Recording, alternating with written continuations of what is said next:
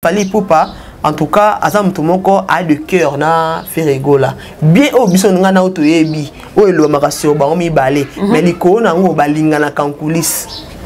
Parce que mutu o ayo ki sangwali wa ya mutu ayo ki passi pe a lancer message de condoléances, eza mutu oyo a participer na passi na yo. Voilà. A participer na mawa na yo. A de cœur na yo par rapport à les conséquences sa mawa o e komeli yo a de cœur. C'est vraiment normal ou intéressant. Mais après le Ferregola Alexis Gigola. Et ça n'a sens té. Par exemple, nous avons mon pota déjà au Soumbeli, au Chubisu na pota. Ma qu'il est toujours qu'on saigne. C'est pas normal. En tout cas, bande qu'on a besoin de le baba message wana. Et ça n'a sens té et a natinate. Pour nanga, tous à la wana tous soutenir artiste na biso. Aux à la osa gaulois, aux osa gauloises, aux osa griffe, aux à osa warion. Oya koufi ah non mais c'est tout ce qu'on a ba débat bête.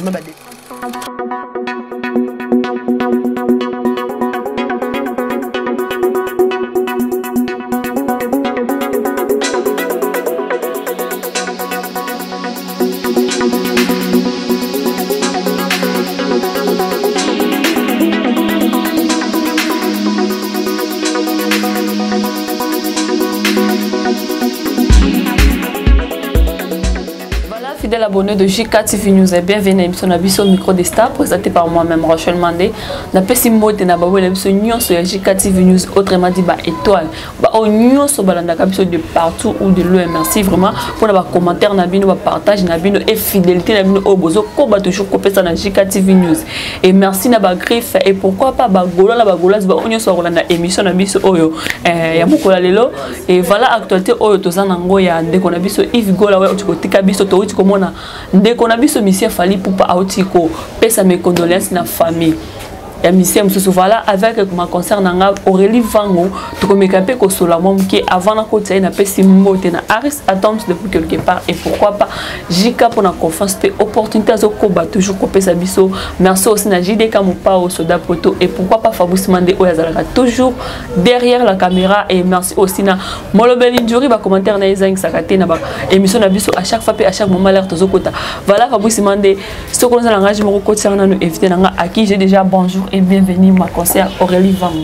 Bonjour Rachel Mandé, merci beaucoup na koyambangai na plateau na yo ya lelo en tout cas naza vraiment ne sengoming je suis na fan na plateau oh surtout ceux qui micro izanga boisala ranga vraiment bien ma casse parce que JK Télé News ils a vraiment ndaku ya Aurélie Vango en tout cas ah vraiment ndaku na pesi mbote susu mingi na JDK Mopao Soda Poto je te salue hein en tout cas na omona kaka ba commentaire nous ezanga kate surtout na JK Télé News en tout cas merci mingi na koyambangai merci mingi na baboni na soto bengaka les étoiles en tout cas merci mingi des cas besoin na ba partage na no ba like et ça là vraiment Aurélie Vango bien ma casse Rachel Mandé je suis là ba question na yo ba réponse voilà Aurélie Vango biso soto ebike Fally Ipupa na papa na biso Ferregola esi marate et voilà to tu comme na ndeko na biso papa na biso Ferregola tu ko bungisa petit frère na yeme dikuka boye Fally Ipupa a écopé mes condoléances. Merci beaucoup Rachel Mandé pour la question. Félicitations à l'artiste Fally Ipupa na acte kitoko sali parce que biso nyon soto yebike eza lokola pukuna niao to benga voilà to benga Fally na faire pukuna niao. Mais à notre grande surprise tout le monde que malgré ba guerre ba salaka on comprend maintenant que ba guerre ba guerre moko loyale. Na cadre musala ba guerre on peut faire ça là comment ba concurrence ba polémique wana peut ça la musique na biso pe ekende bien et peut c'est pas musicien na biso mi balé wana force de part et d'autre mutu na mutu à travailler plus par rapport à moninga parce que ba concurrence ta ba guerre wana et ba guerre moko loyal raison pour laquelle tout moni notre artiste musicien Aigle Fally Ipupa a lancé message à mes condoléances na oyazali ndeko na ye Ferregola malgré ni so otoyebi en concernant Ferregola concernant Fally Ipupa mais les colonango baba ndeko tout ok sous plus loin baba congolais on tout balé ça la fierté en bon cannabiso porte dans le monde nandila la musique na en tout cas ça la fierté en bon cannabiso en tout cas félicitations encore à l'artiste Fally Ipupa à la qui c'est biso que yena fere babandeko. Est-ce que vraiment on a été que bato musu bato belé bazu yango na ndenge mabe parce que baso la raté bato musu bazo bake emani ne ke opese me gondasi et pour nani ndeko na zaki invité pour na bandaki ko sola na été kaka ndenge ndeko na kufina ko pesa ba me condoléances. Je dirais ceci na question na opposé nga. Rachel Mandé bato nyo surtout même tout ça na ba musa na média. Aux occasions africaines bango. Ti. Nous to landaka ke to moni bon kana bi mission to suki ka wana. Suki ka wana. C'était que toi binemi non. Mais le temps peut-être nous fait défaut. Donc il faut consulter peut-être mon tout au monde au CP na au talier pe mission na ye. Mais tant il okuta na ye au très cause occasion cette opportunité wana te parce que côté au mukuebi moto yebi fallait pour passer la rabat tourner na ye. Azana ko tourner pour na temps mingi pour na ye na Kinshasa te. Alors à combien plus forte raison aux anatans il y a aucun kotala plutôt gigo la temps azaki malade.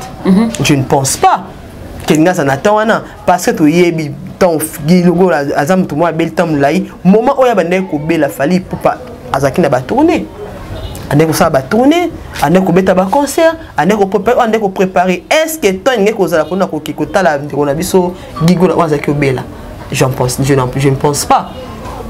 C'est comme ceux qui tant soit occasion ou soit opportunité il y a qu'on rendre gigo la visiter de son vivant. C'est là et qu'on empêcher que Gigo la Koufi a lancé un message moi comme mes condoléances à vie à faire Rigola. Je ne pense pas.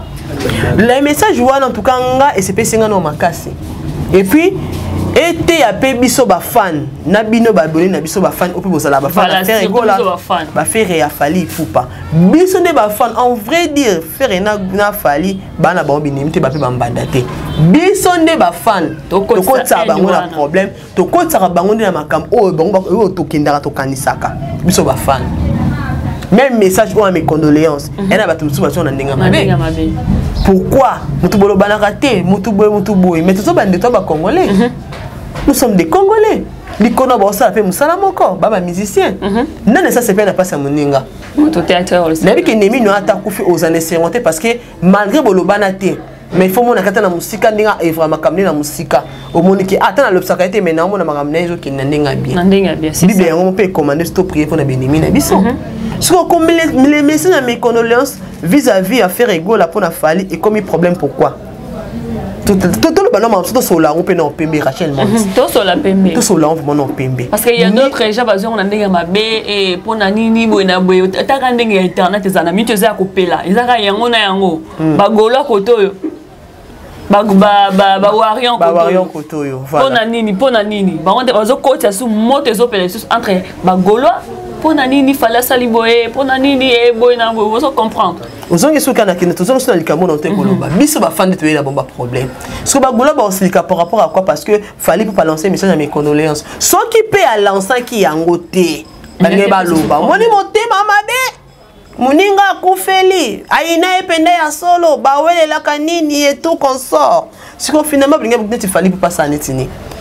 Pour moi au relief on a moni que non artiste les gaulois baroki koloba soit ba loba neni ni mais en sachant que Fali Poupa a occupé passer parce que Gigo la pas un petit frère naé.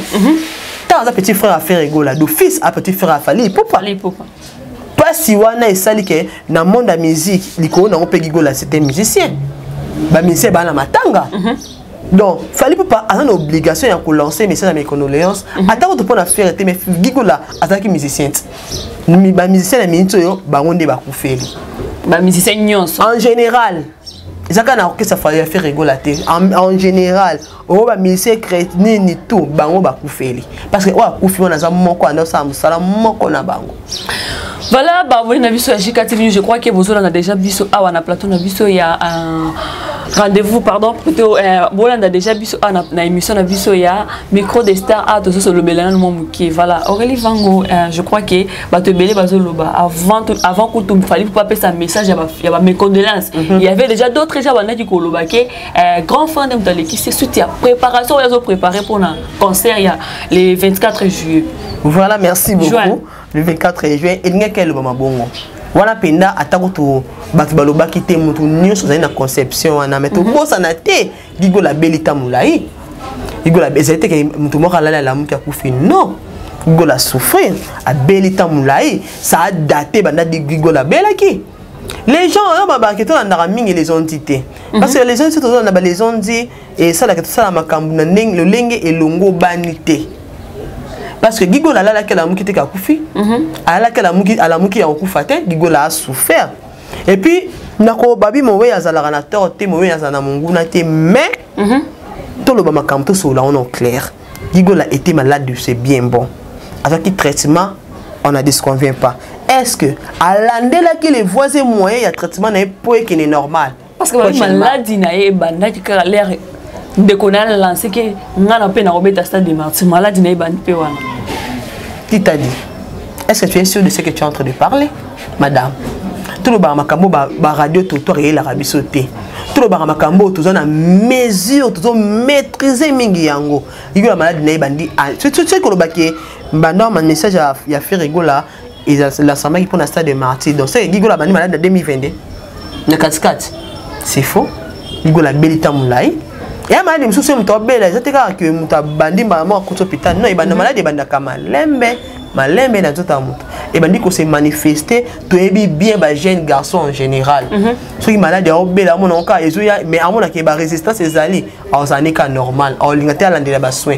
Ceux qui s'empirent et ça grave des places où on a comme métier et tout comme ça. Et que la belle maladie temps là. Je ne pas dit que le message a fait rigoler pour lancer pour nous mettre à stade de martyr. Il y a un des belles ça. Nous sommes besoin de carabole qui fait rigoler à l'équipe. Il y a un fait rigoler.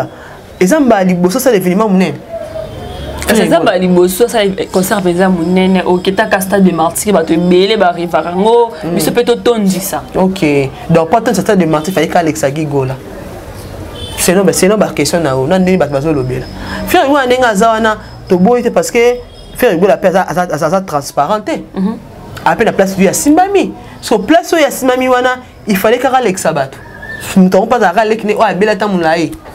Naza nanga warrior te mais l'homme se sont le cas tout le monde a le cas bien il faut que bami ko éclaircir bato. Donc on a nos artistes, c'est parce que na minute artiste et musicien faire rigoler ah non na passe. Ah na douleur, ah na matanga. Oui, Koufi a un musicien n'a été mais à son petit frère du son. Alors on fait les deux personnes à la fois. On fait les musiciens, on fait une l'équilibre biologique. Ce que le message est toujours lancé que faire rigoler à l'équipe na moto artiste et musicien c'est tout chani. Alors on a pas si il y a ma casque au bon ça moto à jouer deux rôles et pas naï. Musicien petit frère.